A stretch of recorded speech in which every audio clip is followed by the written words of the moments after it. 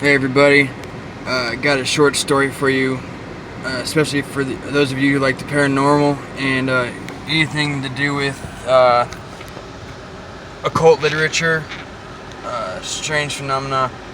I ordered a Necronomicon, my first time reading the Necronomicon. It's basically, some say it's a fictional, Lovecraftian, built on that, but there are some things that came from ancient Mesopotamia, Sumeria, and some sigils in there that actually do work and actually are connected to demonic and other fallen angel type beings. Some are demonic, some are more fallen angels like the Watchers. Anyways, so I ordered it from Half Price Books. Biggest mistake was ordering a used copy. As soon as I got it, I opened it, and as soon as I started reading it, it was first made in the 77 was when it was first printed, but the paperback wasn't printed until the 80s. Mine was from the 80s. As soon as I opened it, I could feel like these like, I guess you could say, like bed bug type feeling crawling all over me, like they were coming off the book and crawling all over me, but I couldn't see them.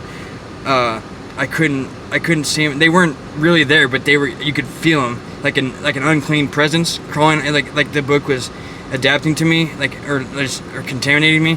And so as soon as I got the book, and I was testing it, things started happening.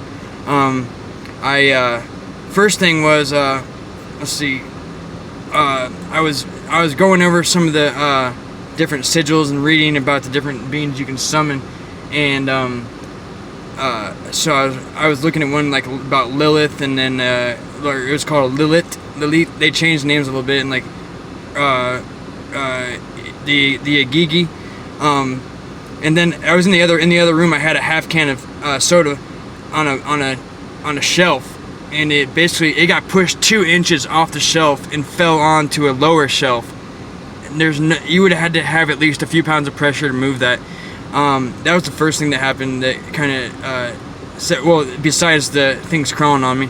And then you have and then the next thing was, I was driving my car and I parked and the ignition went out.